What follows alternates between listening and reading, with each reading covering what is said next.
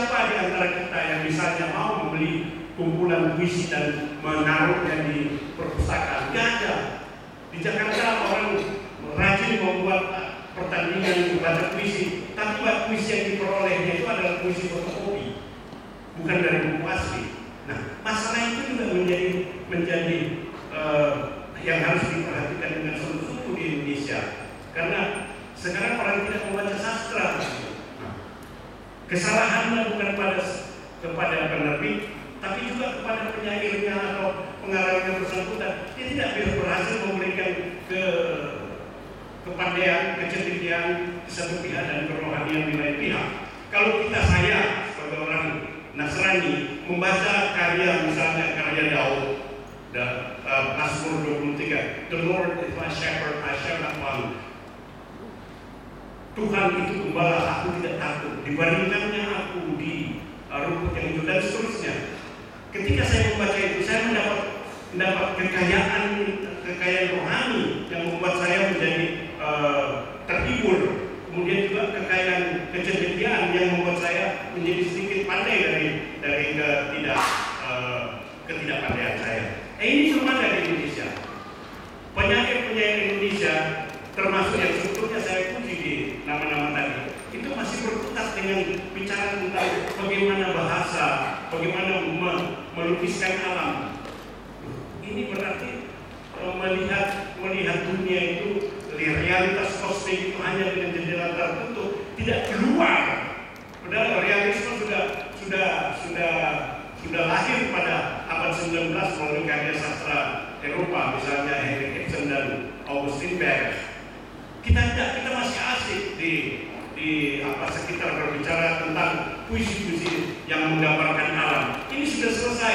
Dinasti Tang di Cina sudah selesai melukiskan alam yang cantik, misalnya Li Taipo, Tambi dan Tufu, penyair besar Cina pada zaman dinasti Tang. Kita belum sampai ke situ. Kita masih asik berbicara tentang bagaimana menggunakan bahasa baik dan benar. Bahasa baik dan benar itu tidak ada untuk puisi. Bahasa baik dan benar itu tidak berguna, tidak kontekstual dengan puisi. Cuma kalau bahasa baik dan benar itu misalnya begini, saya suruh anak kecil, tolong bapak ambilkan air seember. Dia bawa air seember itu tidak membawa seekor kambing. Nah, itu bahasa baik dan benar. Nah, silakannya kita di sini kita berbicara tentang bahasa baik dan benar hanya di dalam puisi. Sementara bahasa baik benar kita itu belum terpola dengan betul. Ahli-ahli bahasa yang dulu di pusat bahasa itu sekarang masih tetap dia pakai badan pengembangan dan pembinaan bahasa, bukan badan pengembangan itu, badan pembangunan dan pembinasaan bahasa. Bahasa yang sudah benar diganti-ganti. Sekarang kan ada tren mengganti-ganti kata-kata tertentu yang sudah terpakai terus disalah-salahkan. Itu kerjaannya orang pusat bahasa sana. Nah, akhirnya sastra kita masih berkutat di situ, belum pada esensi bagaimana masyarakat mau membaca karya sastra yang tidak memberikan dua kekayaan tadi kalau masih terus seperti itu. Terima kasih. Ya, terima kasih Kak Anda. Berasa sejak juga saya. Oke, berarti karya sastra kita esensinya masih kurang. Masih kurang. Berarti banyak komentar-komentar yang tidak penting, arah-arah yang bahkan cenderung ke masalah dan pertanyaan kemudian sebagaimana apa yang dinyatakan oleh Theo, kalau sastra juga salah satu jalan kebenaran filsafat untuk pengetahuan agama dan sastra. Kurang esensi, kira-kira penyebab dari kurangnya esensi yang disentuh oleh para pengarang itu apakah kondisi budaya kita, iklim sosial atau apa menurut Pak Reni? Ya, kita memang banyak sastra membaca filsafat. Tapi ketika dia membaca filsafat, dia hanya membaca lantas menjadi corong dari filsafat bersangkutan. Jadi kalau sekarang kita makan jagung, lantas keluarnya bukan tai tapi jagung lagi, harus kita curiga kalau kita nggak bisa mencerna.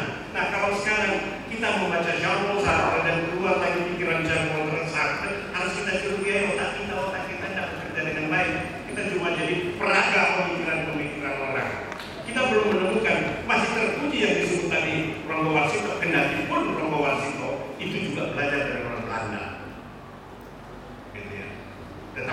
karya sastra Jawa, tentu itu punya pakem. Sebab karya sastra Jawa otomatis dia merupakan karya tembang, sebab ada ukuran-ukurannya. Ya, mocopat itu ada ukuran-ukuran. Dia lebih nanti pada poetikalisasi musik ketimbang musikalisasi puisi. Nah, itu yang dilakukan. Itu yang kita dapatkan dari karya sastra Jawa. Dengan tadi menyebut Romuasio, kita juga boleh menyebut misalnya Mangkunegoro IV, ya, Bejo Topo. Kita harus boleh juga menyebut Bulan Reh. Kita boleh menyebut bahkan yang mundur ke belakang, Kalimun Sodo dan sebagainya. Itu lebih jelas gitu ketimbang sastra Indonesia. Sastra Indonesia itu racunnya satu. Ketika kita mencoba berpikir modern, kita hanya memperagakan pikiran-pikiran barat, tidak tuntas. Kalau kita membaca misalnya karya sastra Cina yang terbaru, ya, karya sastra Jepang yang terbaru, dia sudah menjadi bangsa Jepang, dia sudah menjadi bangsa Cina. Kalau kita ada, ya Indonesia, ya namanya juga Indonesia, bukan tetap Indo sampai sekarang, tidak jelas Indo. Setelah Indonesia kita itu ya namanya Indo, ya ada Cina-nya, ada Indianya, ada Lordonya dan sebagainya. Dan belum ketemu ke Indonesia yang sejati. Nah, terus sementara itu kita repot berbicara tentang ini asli, ini bukan asli. Mana sih bangsa Indonesia itu asli? Tidak asli bangsa Indonesia juga. Gitu. Perkara tafsir pemahaman terhadap sebuah materi masih kurang diserap oleh sebagian besar penulis. Kalau saya lupa istilah dari bahasa asing, tapi saya lupa pemikirnya, namanya intellectualization. Jadi seakan-akan mereka bilang itu cuma pakaian, dalamnya sama sekali tidak ada. Pakaiannya minjem oleh pemikir-pemikir lain. Dan kecenderungan ini juga hampir tidak hanya di sastra, bahkan yang kasat mata itu adalah televisi, ya. Televisi, dan celakanya lagi itu adalah pemuka agama. Ketika pemuka agama, mohon maaf, dia tidak menyampaikan pemahaman dia, tafsiran dia, tetapi ya cuma ayat suci aja dirangkai. Ayat suci, saya misalnya mau bicara tentang sombong, saya ayat tentang sombong dirangkaikan. Pemikiran dia, pemahaman dia tidak ada. Dan itu juga terjadi di karya sastra. Semacam kolase ya berarti, Pak Remu. Ya, kalau soal pakaian itu sudah dari dulu sudah dari sejak zaman Sunan Kalijogo itu kita menganggap juga budaya yang dari luar itu sebagai pakaian. Ingat kan lirik-lirik Tandure Sunan Kalijogo, Dodotiro itu pakaian kebesaran.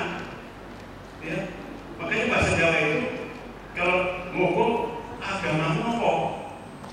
Jawabnya dengan pronoun ageman itu pakaian. Nah itu, jadi dari dulu kita memang hanya menganggap juga keyakinan itu sebagai pakaian. Tutup kiro itu pakaian kebesaran, gitu. Sudah dari zaman dulu. Jadi memang nggak tuntas, setengah-setengah semuanya.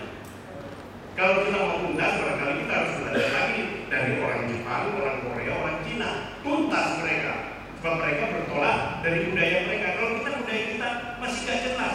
Yang jelas budaya kita baru Jawa. Tapi Jawa itu pun juga harus dilihat bahwa Islam Jawa itu tumbuhnya dari sinkretisme Hindu-Buddha. Gitu. Jadi kalau di India Buddha lahir sebagai reaksi terhadap Hindu, Kertanegara bikin sinkretisme. Hindu-Buddha itu satu. Lantas Emputan Pulau bikin Sutosomo, Tangkono, Darbomanroa, Bhinneka Tunggal Ika. Gitu. Jadi seperti itu memang. Semua bagian luar-luar saja tidak mendasar. Nah, sekarang lebih lagi tambah runyam. Sekarang orang hanya menghafal-hafal, tapi tidak tuntas menghafalnya. Menghafal tapi tidak tuntas. Padahal menghafal cuma salah satu dasar aja. Bahkan malah, mohon maaf, jadi kemampuan yang ini dia kemampuan pada cuma hafal, bukan memahami.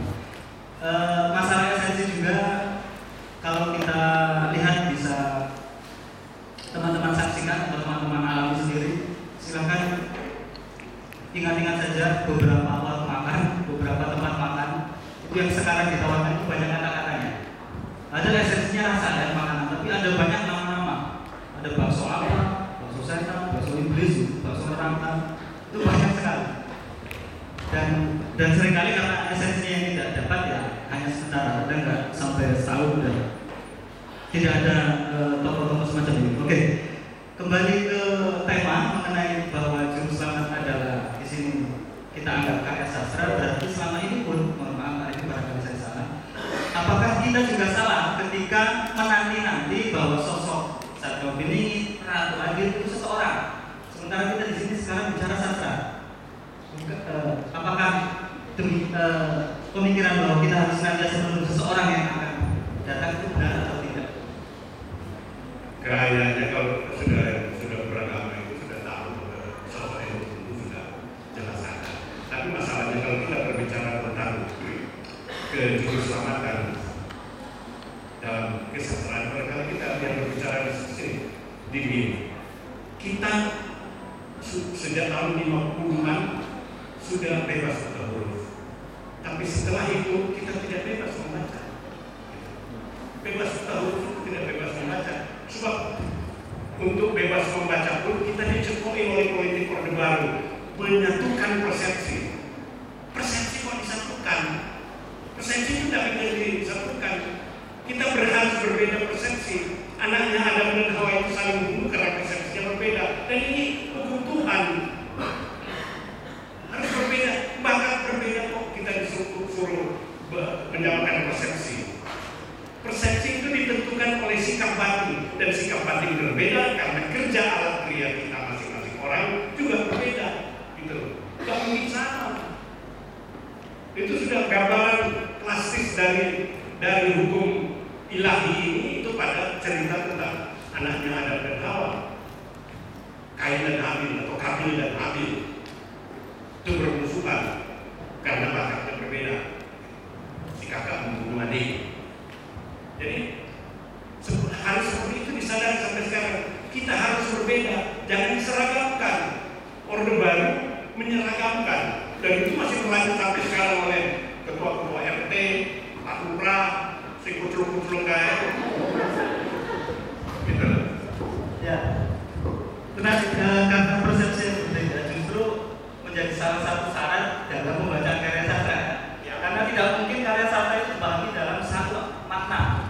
Sastra harus multitafsir, apalagi puisi. Oke, agar tidak saya saja yang bertanya, dan banyak sekali persepsi dari teman-teman mengenai apa yang sudah disampaikan oleh Pak Reni. Saya buka 2 sesi, 3 penanya dulu ya. Panitia, linknya. Oke, ada yang mau tanya?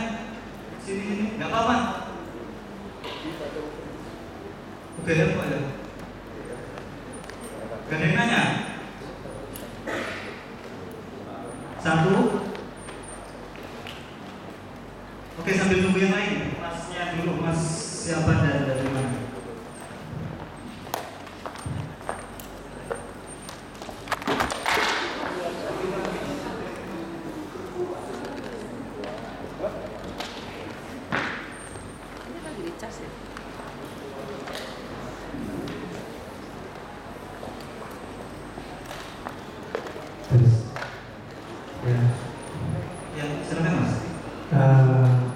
Pertanyaan sederhana mungkin, kenapa saya harus menyukai sastra? Nah, sehingga yang saya ketahui kenapa sastra tidak terlaku ya di masa ya, mungkin karena sastra sulit bagi kita untuk dipahami. Nah, tapi saya juga bingung kenapa saya harus menyukai sastra, padahal ya orang-orang bingung untuk memahami karya dari kita. Misalnya dari puisi yang disebutkan tadi. Ya, mungkin itu. Terima kasih. Ya, terima kasih atas pertanyaan lainnya. Oke, kalau belum ada Pak Reni, belum jawab dulu. Tanya cukup sederhana Pak Reni, kenapa kita harus menyukai sastra? Apakah beberapa orang mengalami kebingungan serta kesulitan ketika membaca sastra? Ya. Kalau kita masyarakat membaca sastra, itu yang membedakan kita dari hewan. Ini tidak orisinil pendapat saya ya, ini pendapat dari pengarang Cina terkenal namanya Lu Xun. Dia bilang bahwa bukan saja pangan papan yang membedakan manusia dengan hewan, tetapi sastra. Jadi kalau ada sekarang orang modern menganggap dia modern tapi tidak membaca sastra, maka dia telah mengambil inisiatif menjadi hewan. Mengapa sastra penting? Barangkali untuk gampang-gampangnya kita melihat begini saja deh. Kenapa kok kerajaan Swedia itu mau-maunya ngasih duit banyak untuk hadiah Nobel untuk karya sastra? Tahun lalu kebetulan saya mendapat Sea Right Award dari Ratu Bangkok. Bukan Indonesia loh yang menghargai sastra Indonesia. Kok Thailand?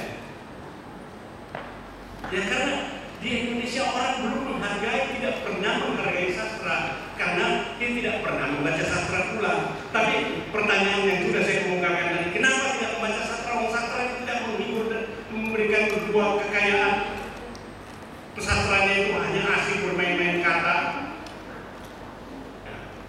Jadi memang ada masalah yang rumit di dalam kesastraan Indonesia, di dalam literasi Indonesia ini. Harusnya sastra itu memberikan, seperti kalau kita lihat bukan main peta sastra barat. Kita mulai dari periode klasik pada zaman sebelum Shakespeare. Setelah itu nanti di Prancis ada Molière. Nanti terus dari klasik kita akan ketemu neoklasik. Semua aliran itu menunjukkan bahwa dia merupakan reaksi terhadap pemikiran sebelumnya. Artinya ada pemikiran di dalam sastra yang disumbangkan bagi pembaca. Kita lihat semuanya. Nanti pada sampai abad 20 kita lihat sudah ada yang namanya simbolisme. Misalnya dari pengarang Belgia Metternich, terus nanti ada pengarang Rusia yang 2 kali mendapat dua periode mendapat juga hadiah Nobel, mulai dari Pasternak, ya, itu terus nanti dari Amerika yang terakhir. Banyak sekali Amerika, dimulai dari Ernest Hemingway, terus William Faulkner, terus Orwell dan sebagainya, yang tidak diduga-duga, dan itu yang pembuka harkat kesastraan Amerika itu adalah Eugene O'Neill. Dia justru menggunakan bahasa Inggris slang, American slang. Dia menulis dengan American slang, bukan dengan bahasa baku Inggris British. Eugene O'Neill melakukan itu dalam karyanya berjudul misalnya Desire Under the Elms. Pernah difilmkan dengan pemainnya itu Sophia Loren. Nah, kita lihat bahwa masing-masing periode, masing-masing pesastra memberikan reaksi pandangan filosofi terhadap apa yang sebelumnya baku, dan itu terus berlanjut. Di Indonesia kita tidak menemukan itu. Di Indonesia barangkali kita hanya menjadi tawanan dari kegelisahan Hairul Anwar. Aku ini binatang jalan dari kumpulannya terbuang. Hanya dari situ. Itu yang paling kuat yang kita lihat betul-betul jelas eksistensialisme yang masuk di dalam pandangan tahun 40-an di Indonesia. Setelah itu barangkali Rendra kita bisa lihat bahwa dia perlawanan terhadap penguasa, tapi lebih jadi tidak beda juga dengan karya-karya komunis yang melawan pemerintah dengan bahasa-bahasa lugas, gitu. Padahal di dalam tradisi komunis yang berlanjut di dalam sastra dia, kita juga bisa melihat misalnya bagaimana ada lambang-lambang dipakai. Sebelum ada komunis sudah kita kenal misalnya Anton Chekhov atau Lev Tolstoy, gitu ya. Nah, kita belum sampai ke situ sebab kita masih mencomot-comot yang tadi saya bilang itu. Kita hanya memperhatikan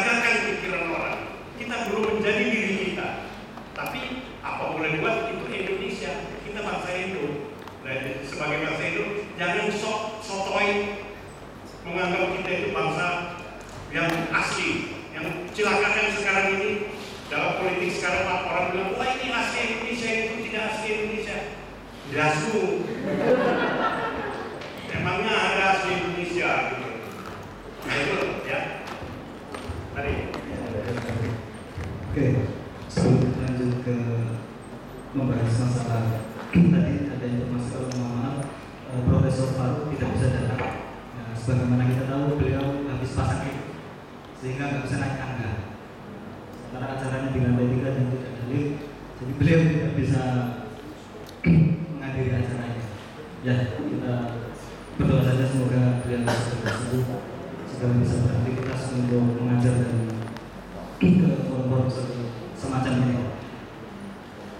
Jadi ada dua sisi tadi bagaimana sastra itu antara yang membaca yang juga katanya malas, sementara di sisi yang lain penulis juga cenderung rumit dalam menyampaikan pikirannya. Kalau memang ada pikirannya, tetapi kadang malah tidak ada pemikiran yang ditawarkan. Kalau saya boleh menyimpulkan atau nanti barangkali bisa dikoreksi oleh Pak ini, pengetahuan saya ya, baik sastra dunia maupun sastra Indonesia itu pasti karya yang mudah dimengerti, bahasanya sederhana. Silakan saja baca Pramudia itu bahasanya asik sekali gitu ya. Semua orang bisa mengerti. Bahkan salah satu kesalahan kita tidak rajin membaca juga bisa dirujuk ke Orde Baru ketika melarang karya-karya. Salah satunya tapi ini mungkin bertentangan dengan ideologi Pak Reni ya, tapi memang prosanya memang kuat. Seno juga beberapa mudah dimengerti. Bagaimana Pak Reni? Benar seperti itu ya? Jadi kadang kita rumit untuk menyampaikannya. Ya, tapi nanti baca buku Seno yang blues, jazz dan apa gitu. Oh, iya. Nah, jadi jangan kira gampang sebab dia menulis dalam bahasa Indonesia dan bahasa Inggris. Jadi kalau yang tidak siap dengan bahasa Inggris, tiar.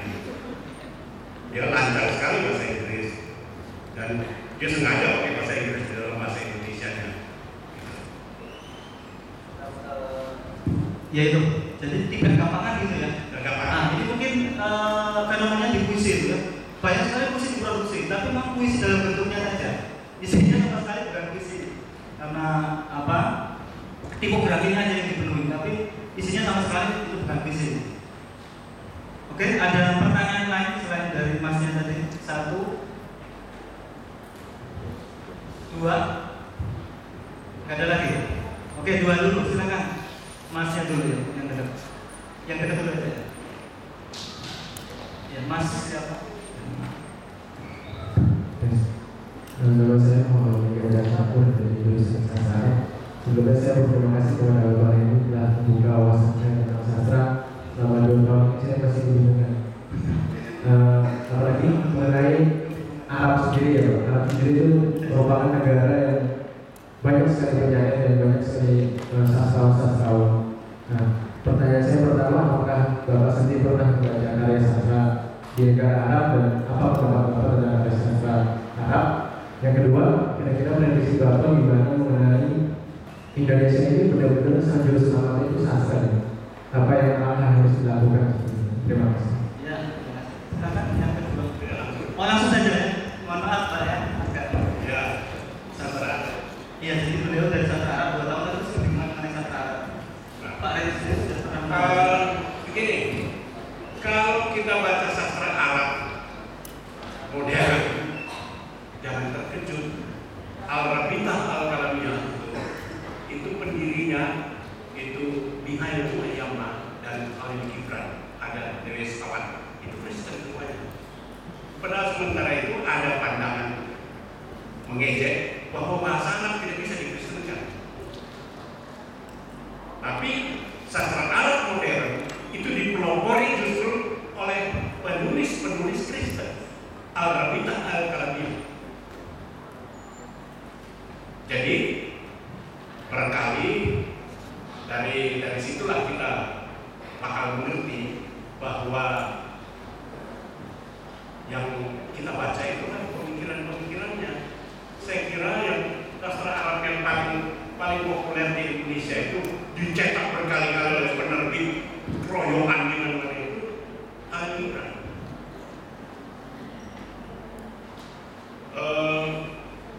Prosa berkali yang mendapat hadiah Nobel itu si Nabwin. Ya. Yang saya tertarik dari karya prosanya itu adalah dia menceritakan tentang sebuah rumah di tengah-tengah laut, dan rumah itu adalah milik 3 agama, Yahudi, Kristen, dan Islam. Nah, pandangan seperti ini tidak mungkin kita dapat di Indonesia.